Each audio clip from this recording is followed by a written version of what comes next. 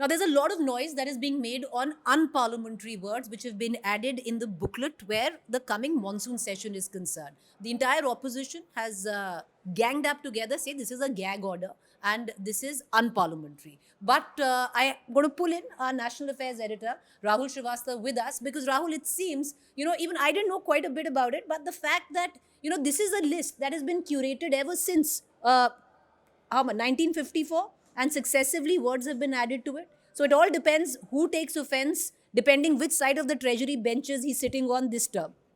See, Preeti, there are three incidents which have happened back to back in the Right. last 4 days, 5 days.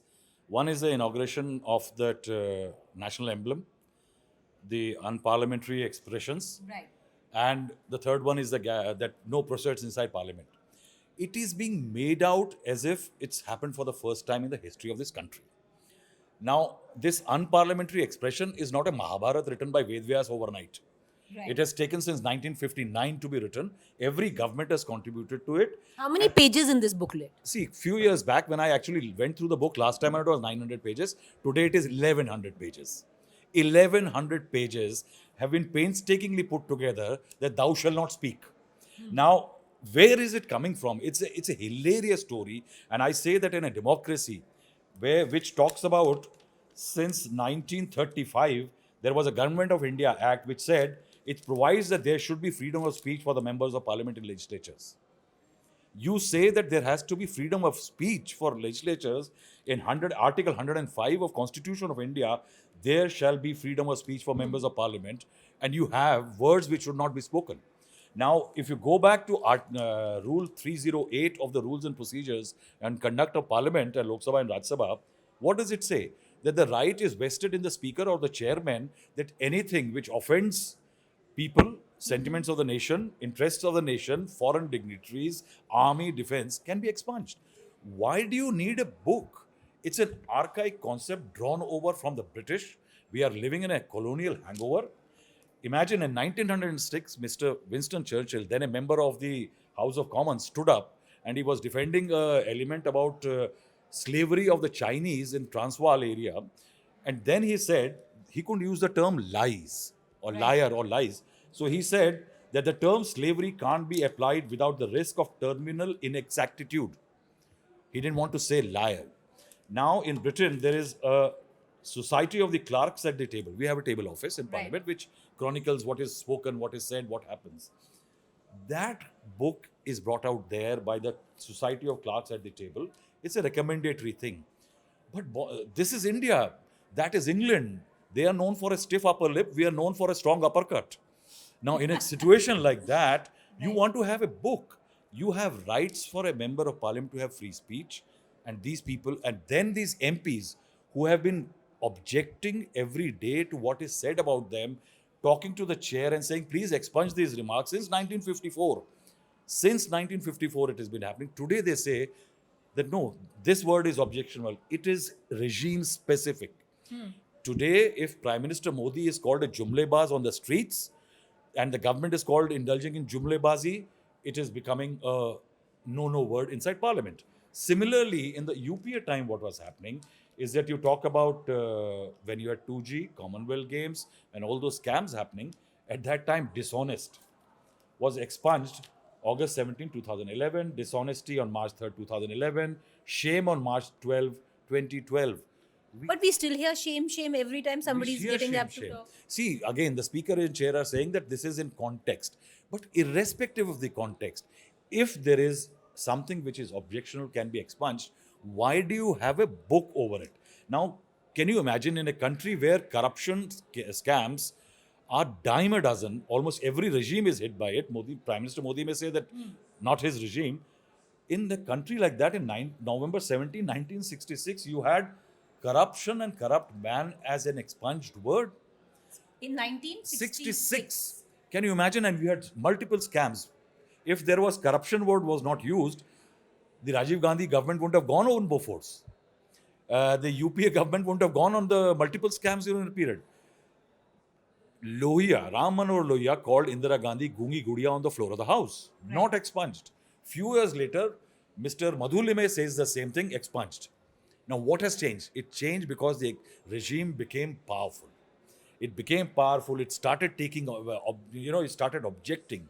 And that's what is happening. Eventually, this whole book of unparliamentary expressions eventually is a discomfort moment, each word, that the people don't want to use about them. They are living in a colonial area. Technically, this book has no place. Can you imagine Mr. Sharad Yadav on March 27, 2012, moved a resolution in Parliament saying that all the activists of the Anna Hazare movement are abusing us. Parliament is an institution which should not be attacked in a manner that people lose faith in it.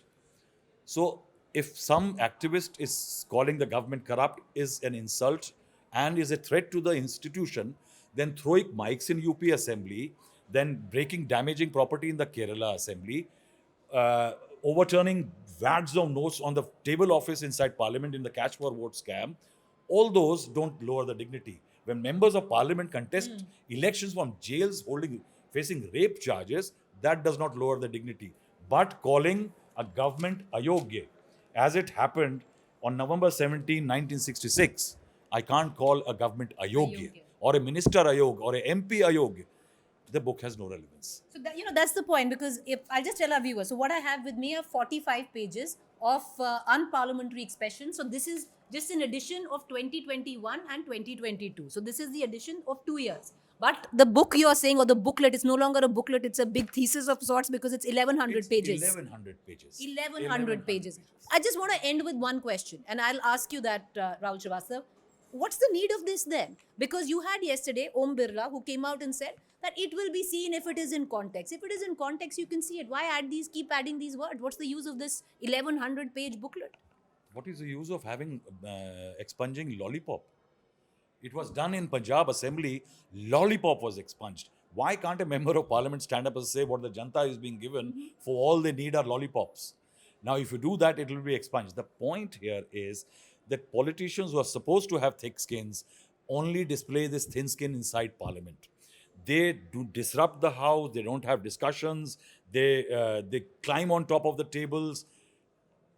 Bills have lost relevance, parliamentary proceedings are not watched. And also in this day and age, I take a technical point, Preeti, that every moment in parliament functioning is telecast live. If an ex person calls somebody ayogya, 20 minutes later it is expunged. But in that 20 minutes, that ayogya clip from the parliament live telecast has gone viral.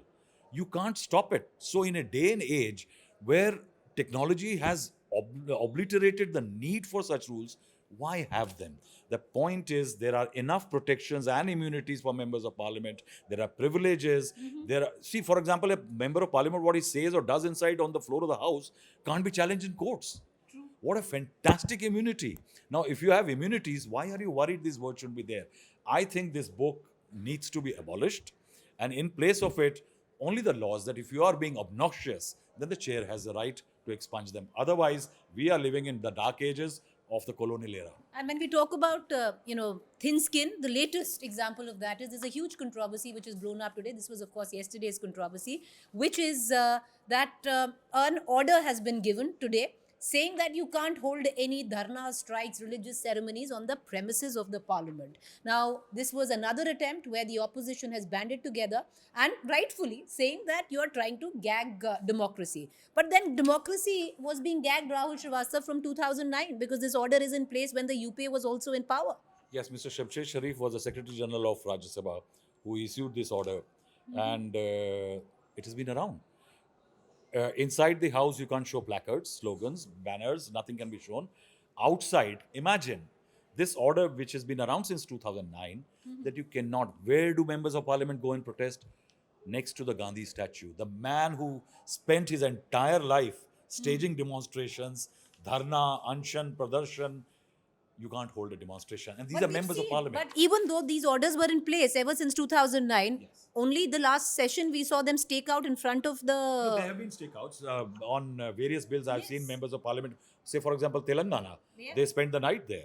When these number of MPs, were suspended from the parliament, Derek O'Brien, TMC, Shiv Sena MPs, Priyanka Chaturvedi, they were all sitting there and staking out. You see, the point is this. Now, in 2009, the Congress issues an order, under the Congress, there is an order issued, no protests and demonstrations. Now, the Congress itself goes and holds protests and demonstration. Rahul Gandhi, Sonia Gandhi leads them. So what was the point of that? Rahul Gandhi at one time majestically said that such orders should be torn. But then, shouldn't he have said that that order should be torn? If he had said it, then this order was a incorrect one. I will still maintain, start any bad precedents in a democracy, it will become a habit. This Right. is a bad habit which has started, and I think it will be difficult to remove.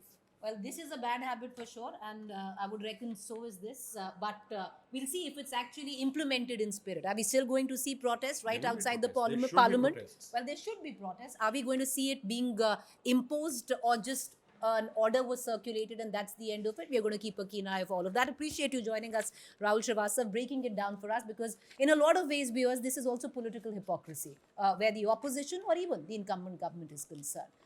Like we began the conversation earlier, it all depends which side of the treasury benches you're sitting on. Thank you for joining us. For more informative videos like this, keep watching India Today Newsmo.